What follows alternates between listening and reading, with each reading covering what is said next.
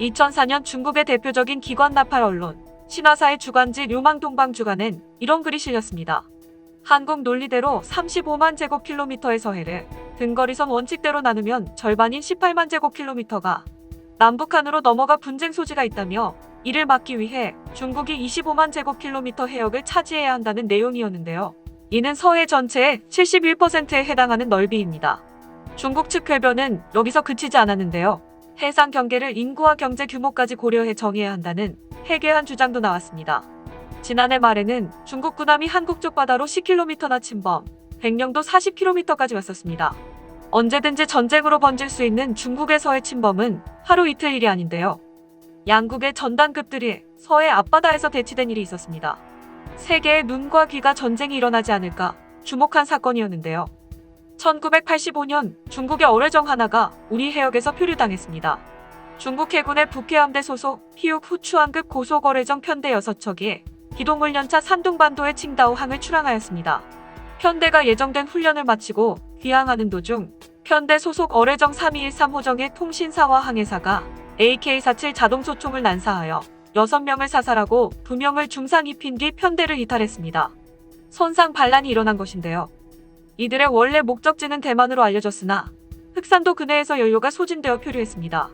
반란 발발 15시간 뒤인 3월 22일 오전 11시경 조업을 마치고 귀항 중이던 우리나라 어성호가 3213호정의 조난수 신호를 발견 예인을 시작했으나 곧 이상한 낌새를 눈치챕니다.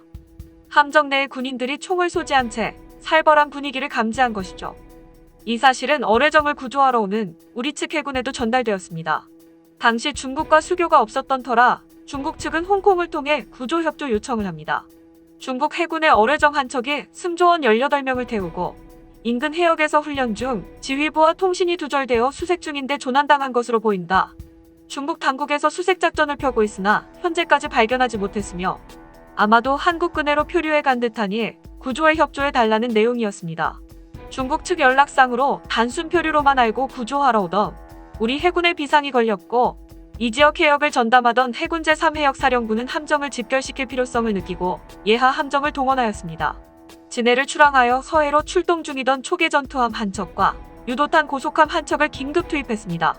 날이 밝자 중국의 북해함대 함정들이 인명구조를 핑계로 사전 양해도 없이 대거 우리의 영해를 침범해 어뢰정이 정박해 있는 하왕등도를 향해 진입하기 시작했습니다. 중국 해군으로서는 정예라 할 수 있는 3,900톤 LUDA급 DDG-109함을 비롯하여 예인함 723함, PCS-705함 그리고 유조함 등으로 구성된 하나의 기동함대가 하왕등도 근해까지 밀고 들어왔습니다. 고속정 2개 편대, 1PCC, 1PGM이 현장에 위치했고 2척의 구축함과 3개 고속정 편대가 추가로 집결 중이었으며 날이 밝자 우리 S2기 및 공군의 전술기들이 엄호하기 시작했습니다. 남의 나라 영해에 아무렇지 않게 함정들을 끌고 들어온 것도 무례한데 퇴거하라는 요청에도 물러갈 생각은 하지 않고 단정까지 내리는 행동을 보였습니다. DDG-109함이 우리의 저지에도 불구하고 하왕등도 천야드까지 접근해 오자 삼다 못한 한국 해군은 발포를 위해 상부에 마지막으로 보고합니다. 저들이 들으라고 암호화되지 않은 평문으로 보고하는데요. 우리 지시에 의하지 않고 강제로 어뢰정에 접근 시는 무력으로 저지하겠다. 그리고는 우리 고속정이 그들의 진로를 막았습니다. 한국이 발포도 불사하겠다는 모습을 보이자 그 당시는 중국과 절친이었던 미국은 어떻게든 중재하려고 했었는데요. 미 대사관 측도 마지막 보고를 받고 놀라 중국 측에 한국 함대가 전투를 각오한 것으로 보인다. 더 이상 한국 영해로 접근하지 말라고 전했습니다. 그러자 사태의 심각성을 느꼈는지 중국 함대가 슬금슬금 물러나기 시작했죠. 영해 침범에 대한 우리나라의 강력한 항의가 있었고 다음날 중국은 어뢰정과 승무원에 조속한 송환과 함께 한국 영해를 침범했음을 시인했습니다. 어뢰정을 수색하는 과정에서 자국 함정의 부주의로 인했다는 말도 안 되는 변명으로 말이죠. 중국의 사과와 함께 양국의 영해 중간에서 반란자와 사망자, 어뢰정을 인수하는 것으로 자칫 전쟁으로까지 번질 수 있었던 사건은 일단락됐습니다. 영해임을 알면서도 당당히 밀고 들어온 행태가 괘씸한데요. 마치 너희가 우리를 쏠 수 있을 것 같냐는 태도였다고 합니다. 아나무인의 중국을 서해에서 군사적으로 대적한 큰 사건이자 우리 해군의 기백을 보여준 사건이라고 할 수 있습니다. 면적 38만 제곱킬로미터, 웬만한 내해보다 작은 서해에 3개 나라의 해군들이 대치되어 있습니다. 중국의 서해 공정과 북한의 도발 등으로 늘 긴장감이 감도는 곳이었는데요. 2002년 6월 29일 북한 해군 경비정이 우리 해군 고속정에 대해 기습 공격을 했습니다. 약 30분간의 교전으로 아군은 6명이 전사당하고 19명이 부상을 당했습니다. 북한의 경비정과 고속정이 NLL을 넘어 남하하기 시작하자 우리 측도 대응 기동을 하기 시작했습니다. 이 과정에서 고속정 참수리호 357은 선제 공격을 당해 격파됐는데요. 당시 참수리호가 교전 수칙대로 경고 방송과 기동 차단을 실시하는 동안 북한군 고속정에서 85mm 함포로 기습 발사를 합니다. 기동 차단 때문에 근접해 있던 참수리호는 선제 집중 공격을 받았습니다. 얼마나 집중 포화를 맞았으면 마지막 사망자의 몸에서 파편만 130여 개가 나왔다고 합니다. 고인의 명복을 빕니다. 7년 뒤에 다시 도발하는 북한의 같은 경비정에 참수리호가 참교육을 시킨 것으로 보아 참수리호가 호락호락 당할 것은 아니었습니다. 아직 그날의 교전에 대한 모든 것이 명백하게 밝혀진 것은 아니나 교전 수칙에 의해 선제 및 집중 공격의 빌미를 제공했다 판단하여 그 당시 5단계 교전 수칙에 기동 차단이 제외된 3단계 교전 수칙으로 바뀌었습니다. 2002년 교전 수칙은 경고 방송, 시위 기동, 차단 기동, 경고 사격, 격파 사격으로 5단계였습니다. 이후 경고 방송, 경고 사격, 격파 사격 3단계로 바뀝니다. 차단 기동은 말 그대로 적의 진로를 막기 위해 적군의 배를 우리 편의 배로 미는 것을 의미합니다. 이 차단 기동을 위해 참수리호는 횡으로 북한의 함정에 다가갔고 사상자를 내게 된 것입니다. 북한의 경우 공식적인 사실은 아니지만 30명이 넘는 사상자를 낸 것으로 알려져 있습니다. 이미 1999년 6월에 NLL을 침범한 경비정 7척을 2번의 차단 기동을 한 후 교전을 해서 우리 측 7명 부상, 북한 측 어뢰정 1척 침몰, 경비정 4척 반파 및 파손, 130여 명의 사상자를 낸 전력이 있습니다.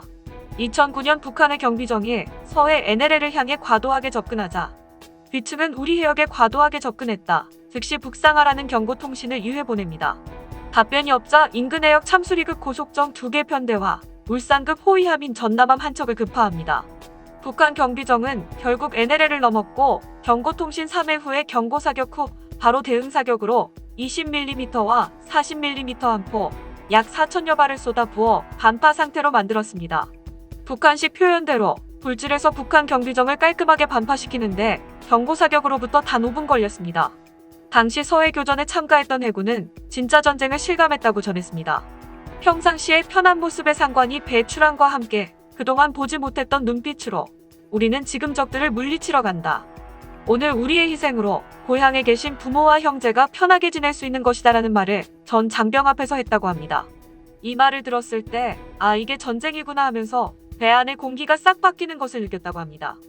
나를 넬슨에 비하는 것은 가하나 이순신에게 비하는 것은 감당할 수 없는 일이다. 일본 해군 제독 토고 헤이하치로가 한 말입니다.